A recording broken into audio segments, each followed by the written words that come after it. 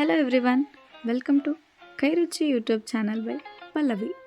ನಾವಿವತ್ತು ಇನ್ಸ್ಟಂಟ್ ದೋಸೆ ಮಾಡೋಣ ಅಂತ. ಇದನ್ನು ಮಾಡೋಕೆ ನೀವು ರಾತ್ರಿನ ಅಕ್ಕಿನೆಲ್ಲ ನೆನೆಸಿಡ್ಬೇಕಾಗೋ ಅವಶ್ಯಕತೆನೇ ಇಲ್ಲ. ಬರ್ರಿ ಮತ್ತು ಹೆಂಗೆ ಮಾಡೋದಂತ ನೋಡೋಣ. ಫಸ್ಟಿಗೆ 2 ಕಪ್ ದಪ್ಪ ಅವಲಕ್ಕಿ ತೊಗೊಂಡು ಕ್ಲೀನಾಗಿ ತೊಳ್ಕೊಂಡು, ಆಮೇಲೆ ಅದಕ್ಕೆ 2 ಕಪ್ ಬೊಂಬೆ ರವೆ ಅಥವಾ ಚಿರೋಟಿ ರವೆ ಹಾಕ್ಕೊಂಡು, ಅದೇ ಕಪ್ಪಿಂದ 1 ಕಪ್ ಮೊಸರು ಹಾಕ್ಕೊಂಡು ನೀರು ಹಾಕಿ ಮಿಕ್ಸ್ ಮಾಡಬೇಕು.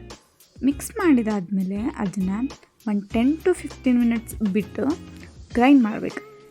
ಗ್ರೈಂಡ್ ಮಾಡಿದ ಹಿಟ್ಟಿಗೆ ಸ್ವಲ್ಪ ಸೋಡಾ ಮತ್ತು 1 ಟೇಬಲ್ ಸ್ಪೂನ್ ಉಪ್ಪು ಹಾಕಿ ಮಿಕ್ಸ್ ಮಾಡಿ ಹಂಚಕ್ಕಾದ್ಮೇಲೆ ದೋಸೆ ಹಾಕಿದ್ರೆ ಸಾಫ್ಟ್ ಇನ್ಸ್ಟಂಟ್ ದೋಸೆ ರೆಡಿ.